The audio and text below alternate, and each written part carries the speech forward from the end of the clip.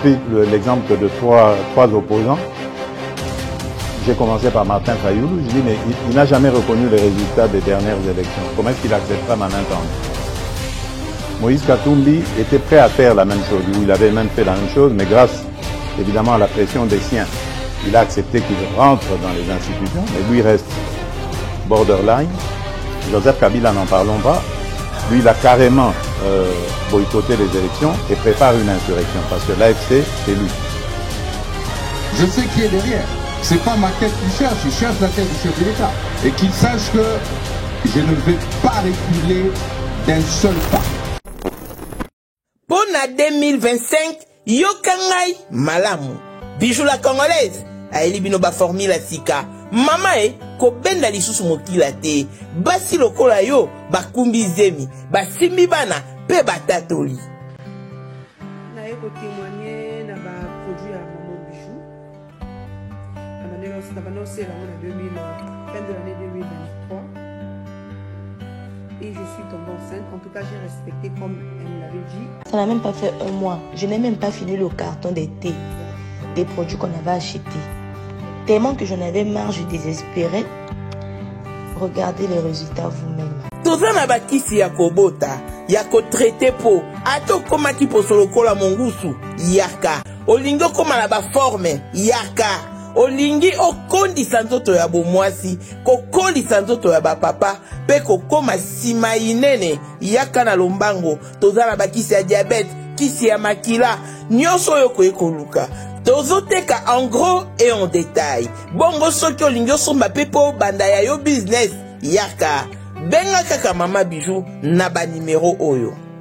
Plus 1 207 51 80 632.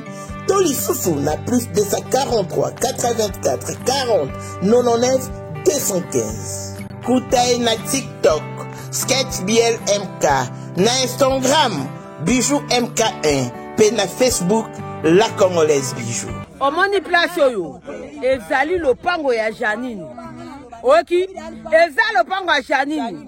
Oyo banke par-ci par-là, lokuta. Bisoto koma depuis 2000 ans. Mutu aye kosomba lopango oyo, sima na biso za Janine. Baya epa na ngai, nga mama ni. Baya epa na ngai na kolakisa bango, Janine asombi bana suka, ti suka. Oki, soki Janine te, mabe.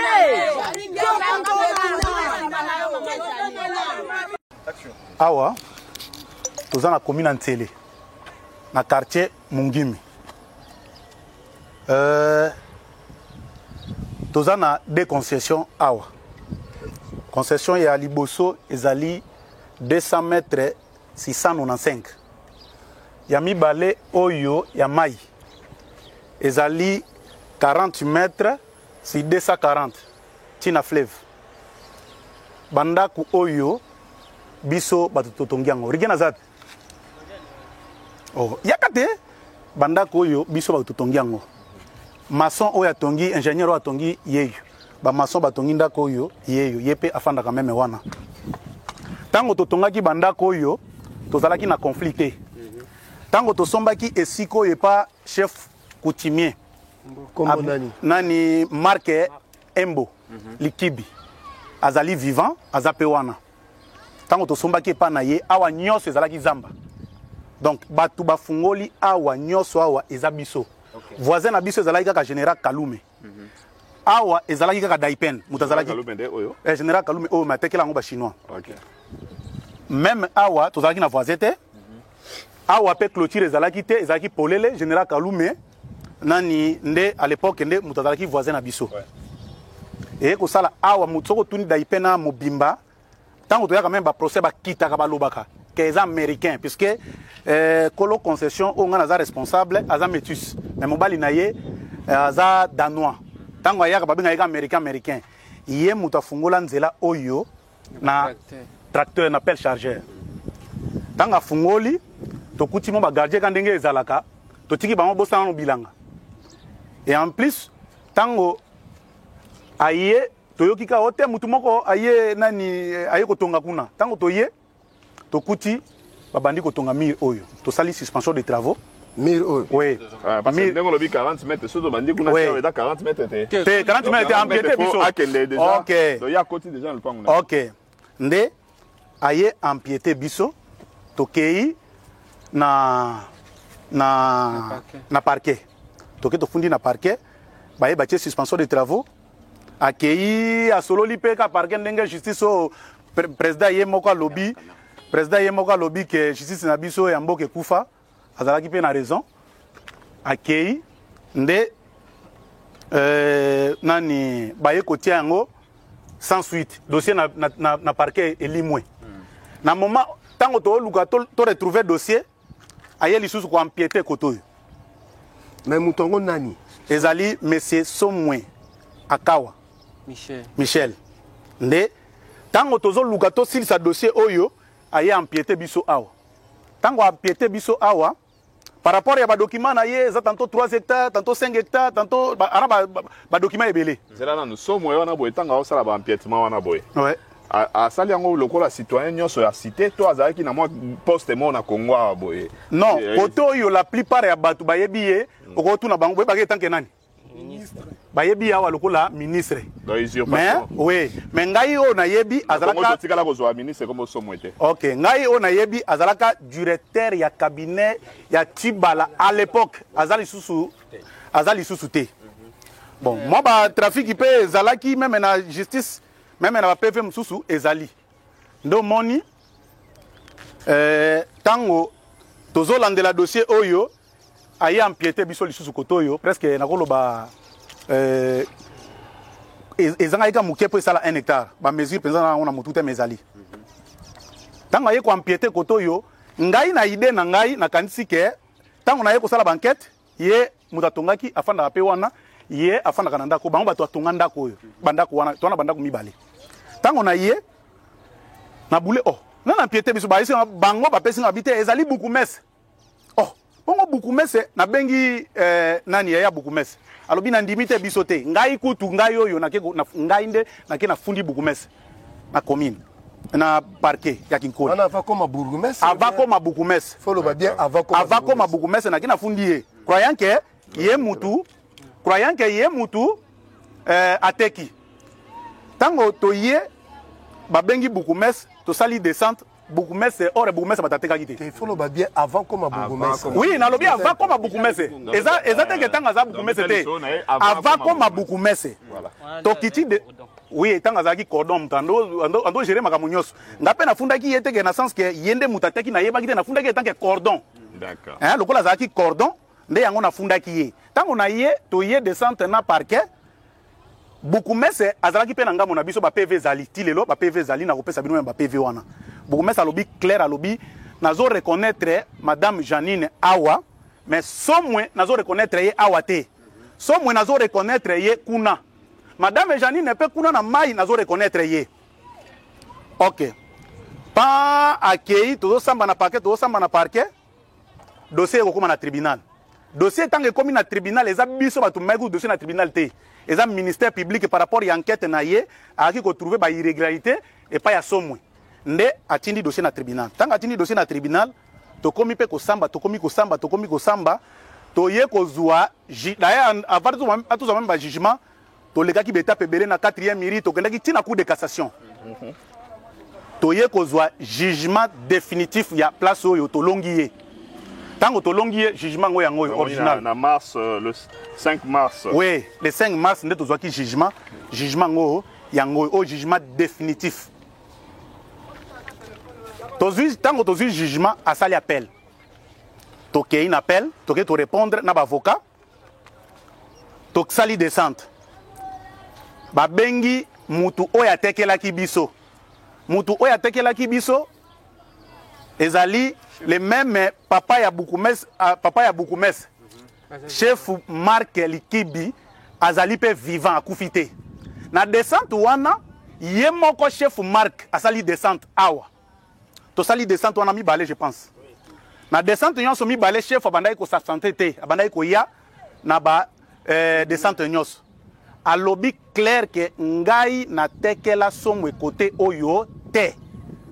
Ngai na tekela eloko nga na yebi somwe ezali na se mais likolo na yebiso mwe te alobi yango clairement ouvertement ba juge eza pe na ba PV na pesi bino descente eza na kati wana eza na ba PV même ba PV ya chef coutumier même ba PV ya ba témoin o bazalaki batu nyoso ba PV ezali wana donc chef coutumier awangani na des audiences nyoso to kiti awa si descente ata moko te oyo chef a reconnaître ye te mais biso chef a reconnaître biso na nyoso d'ailleurs parmi bana ya chef mwana ya chef mususu yeyo o batekelaki biso ya bukumesa azawa chef coutumier azawa mais tango tosali subitement toye koyoka maître bengi ngai alobi ote nanu liboso nanu ba gardien babenga babi avant même tozo makamba jugement babenga babi te tomoni somo ya zawa na moto ya tia wana gardien bazo timola mabulu na concession côté na biso na lobby concession ya bino ndenge nini na esi bango na bite bozela ngai nazoya na ye toye kokuta mabulu nini somwe mutaza ayaki awa timoli yango na bengi juge maître bengi juge alobi oh mais biso toza na procédure mais comment tomoni somwe ye moko kutu na tribunal ayaka lisusu peza ta comment otina bana mais awa tomoni aye eza nini alobi te juge ayebisi maître alobi non soki bomoni mutazo timola si s'agit bokende bofunda ye bofundi ye bon tozi sango so par exemple baye bosali biso signe après 2 jours jugement et kobima en faveur ya somwe na bosani nani journaliste na descente pe muke avant même to sala nani descente wana yeso nani to senga basenga ki ba expert tozana ba PV ya expert basenga ki ye moko somwe mutasenga ki ba expert ba ya po ba ye basi réellement za ya biso ou nini biso ku to boya ki expert président tribunal alobite nani ba expert ba ya kaka po mezate po biso to boya ki ya nsele po eza place azwa ki certificat nde tango ba expert ba ye ba expert o kaka ya bengaki ba koteli pe biso ba PV zali ba ye ba lobite biso mutako ko kata likambo e muto atekelaki totali to se renseigner et pas ya chef coutumier wa tekelaki bango ezali esika ya madame Janine Iyamba donc batu nyonso baye balobite ezaya même ba expert wana ba confirmer ba PV za wana ke ezaya madame Janine mais to yebite mbala moko to yoki jugement ote na kotoyo do tribunal se contredire na tripé ba reconnaître biso que ezaya madame Janine Iyamba mais koto to ya na appel donc droit et oyo donc na tripé ba sala ki droit na appel ba ko sala droit vraiment tozo regretter par rapport ya comportement oyo même président de la République alobaki que ya aye pour na ba faible les lois justice ya ba tu ya minene ezali susu te mais ye lokola ya ka wa hote ye ministre ye directeur à cabinet azalaki directeur azoya par influence wana bon vraiment to senga na président de la République akota likambo yo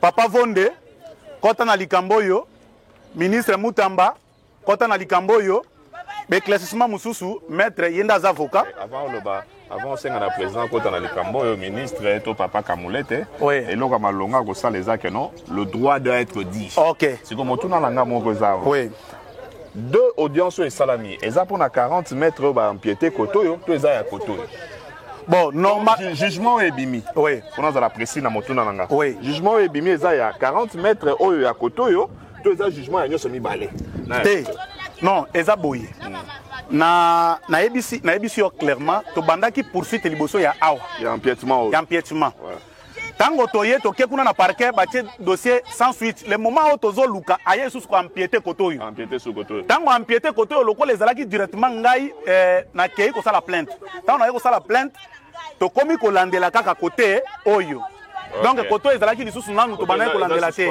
Oui. Oui, nan to landé dans ezalo. Donc si je si koto faut pas qu'on a souboy. Oui. Donc si c'est non, ezali zela yoko ba sima étant que si je comprends bien. Oui.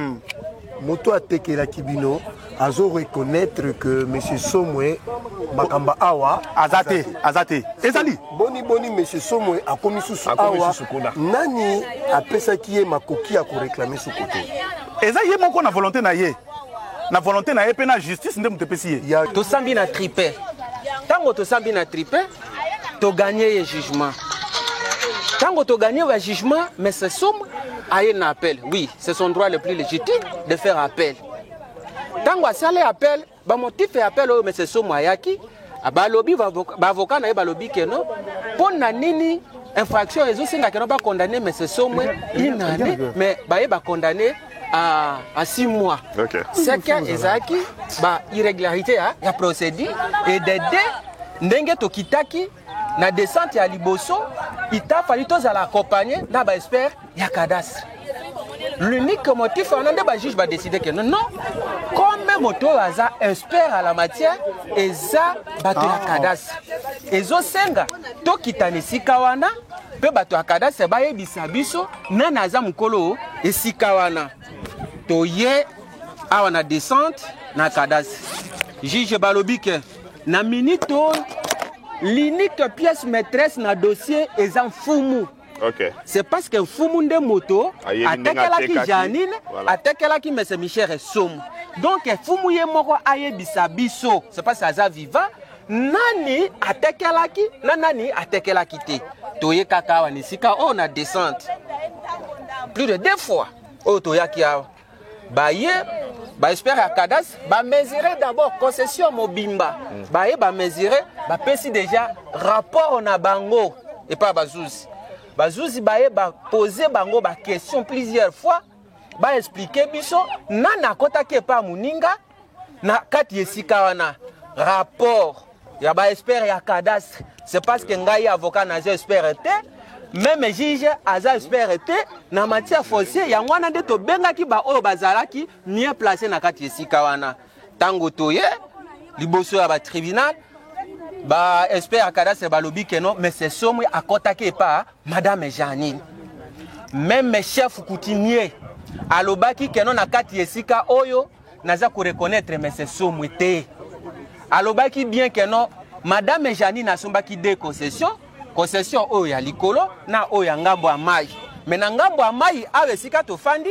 mais ce somme aza na côté wana awe sika to telemi awa ezai pa madame Janine subitement toza kozela kaka jugement c'est parce que vérité est peu importe ba manœuvre oyo to sala peu importe na ndenge to kolobela mais vérité etika kaka toujours vérité. Très bien. Et loko nini sikoyo eye ko pesa biso ma passe c'est parce que même les juges ye akoki kozala na argument oyo eza ailleurs en dehors ya dossier il faut se focaliser par rapport na ba pièce na ba déclaration ya moko na kati na biso chef coutumier oyo motatekelaka Janine alobi ke no awa na yebiso moté juge aya koloba ke no somo aza mukolesika ba expert ya cadastre ba obi ke no ye akotake pa Janine juge alobi te expert ayebi te ezakaka bisonde topesa somo et voilà un peu ce qui nous donne un peu vraiment compliqué. C'est parce que je ne comprends pas comment la justice ça fonctionne. Si c'est peut-être le justice n'est pas taillé sur mesure,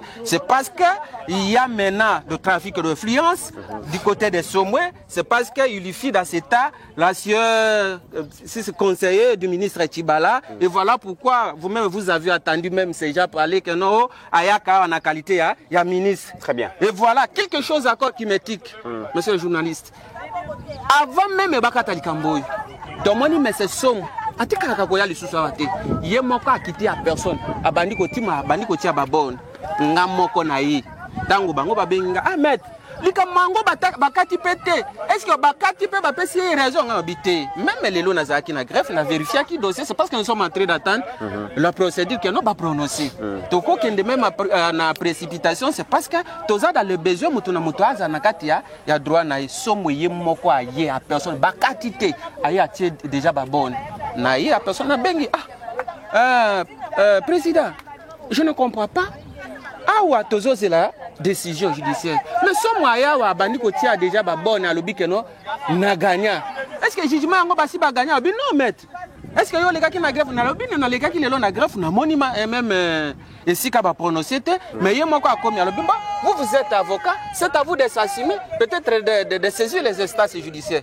je veux le dire que non président ndenge yo lobi bongo ça serait plus mieux tout c'est là un dossier yango tout le monde 2 jours après va prononcer ba lobi que non oh selon idée à jugement yango c'est parce que jugement nyo sezali même au moment où beaucoup les kana médias ça serait plus mieux bon là qui ça ba go pièce contre pièce c'est parce que même M. Somo lui-même Azana 3 titres chef coutumier et Mbolikimbi Marc alobaki bien président bino boza ba juge awa Azana acte de vente à 300 mètres, 300 mètres. Dans le rapport à Kadas, à l'objet que non 300 mètres, si 300 mètres, ils ont mesuré 9 hectares. Attaque en dengue to telemi boy. Ce qu'on mesuré même tous les 2 concessions, Kobana ni bandeti nasu et kotika jamais kozala 9 hectares até. Et loko ya liboso. Oh même rapport à Kadas et sali. Deuxième acte Azana acte ya 50 mètres si 50 mètres.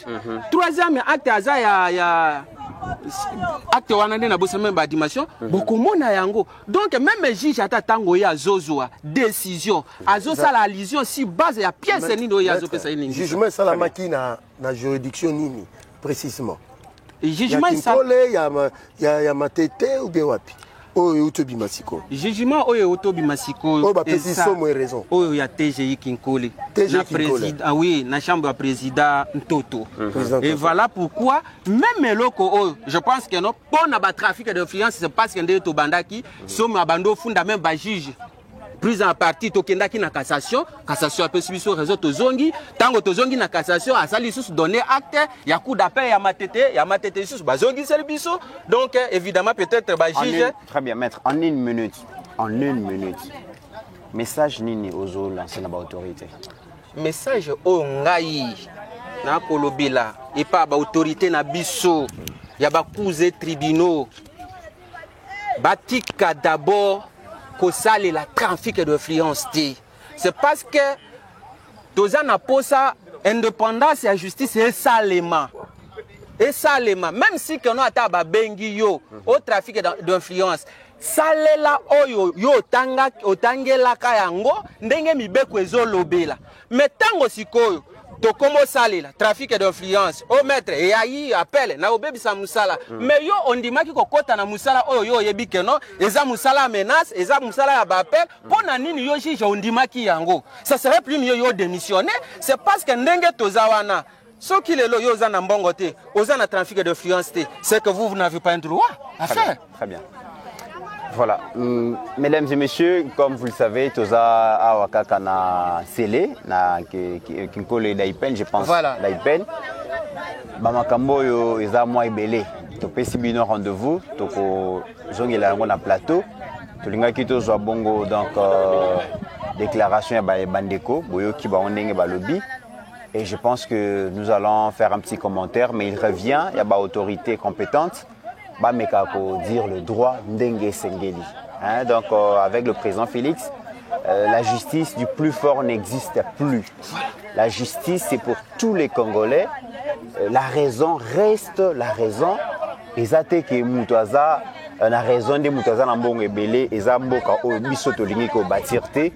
Nous voulons que la justice soit vraiment neutre d'abord pour tous les Congolais. Et puis que la justice soit dite na ndenge sengeli selon mibeko ya mboka selon onyo se sengaka melingi kolobate ki parce que ngai naza ministre naza député naza sénateur naza ce qui nani ne esengela na nyoko la baninga non eza biloko tolingité et nous allons traiter ces dossiers avec Pasteur Guili, Joseph Mbeza, Sahel et les autres parce que c'est un dossier qui dérange et ici déjà bon monake batu baza réchauffé baza remonté. Parce que quelqu'un a été directeur à cabinet à Chibala, il se prend pour un petit dieu, il prend le Congo comme sa parcelle. Vraiment que la justice puisse faire son travail. Tokutani na plateau. Merci.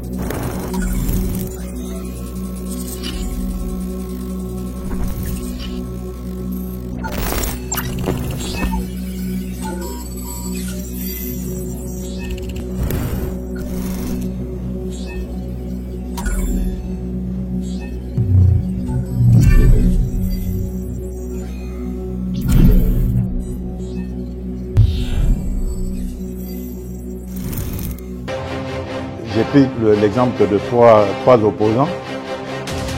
J'ai commencé par Martin Fayoulou. Je dis, mais il n'a jamais reconnu les résultats des dernières élections. Comment est-ce qu'il acceptera ma main tendue? Moïse Katumbi était prêt à faire la même chose. Il avait même fait la même chose, mais grâce évidemment à la pression des siens, il a accepté qu'il rentre dans les institutions, mais lui reste borderline.